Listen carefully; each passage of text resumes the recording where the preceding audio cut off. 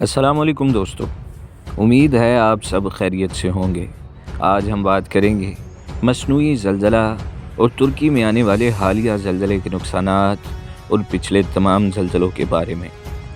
एक मसनूई ज़लज़ला आम तौर पर इंसानी सरगर्मियों जैसे ज़ेरे ज़मीन जौहरी टेस्टिंग, ज़ेरे ज़मीन कानकुनी और बड़े डैमों की तामीर की वजह से पैदा होने वाले इंसान साख्ता ज़लज़ले से मुराद है।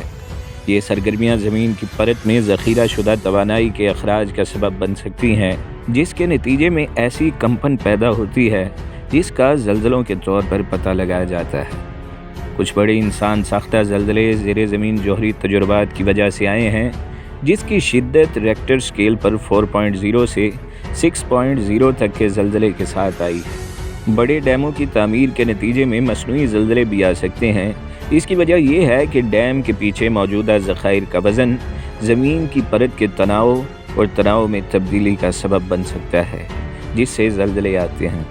बाज़ सूरतों में ये ज़लज़ले काफ़ी बड़े भी हो सकते हैं, ताहम उसके नुकसानात ज़्यादा हो सकते हैं।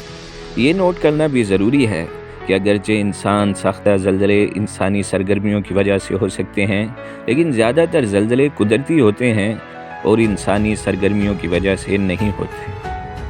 रियासत-ए मुत्तहिदा में मसनूई ज़लज़ला बनाने के लिए कोई ख़ास टेक्नोलॉजी नहीं है।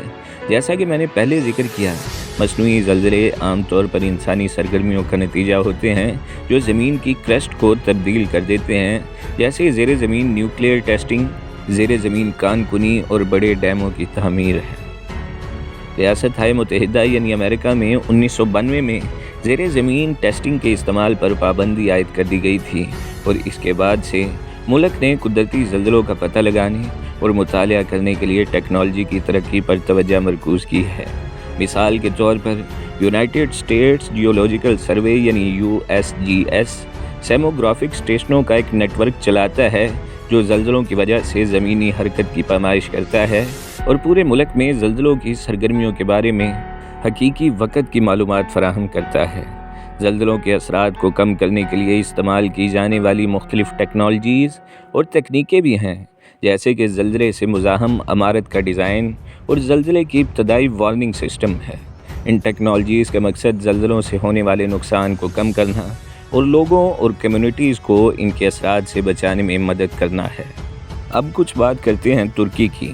तुर्की में सबसे हालिया अहम ज़लज़लों में से एक 24 जनवरी 2020 को आया, जब मशरक़ी सूबे अलाज़ेग में 6.8 शिद्दत का ज़लज़ला आया।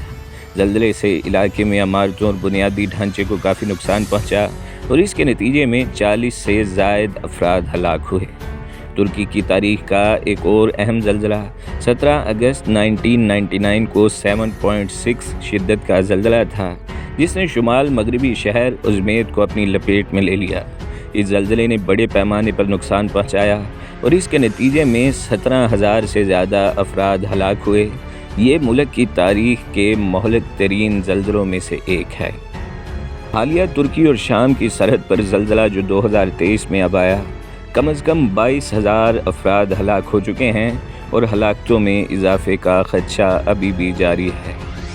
तुर्की की हुकूमत ने बेहतर बिल्डिंग कोड्स और एमरजेंसी रिस्पांस प्लानिंग के ज़रिए ज़लज़लों के असरात को कम करने के लिए इक़दाम किए हैं, लेकिन ये मुल्क अपने महल्ले वक़ूअ और अर्ज़ियात की वजह से ज़लज़लों के लिए गैर महफूज है।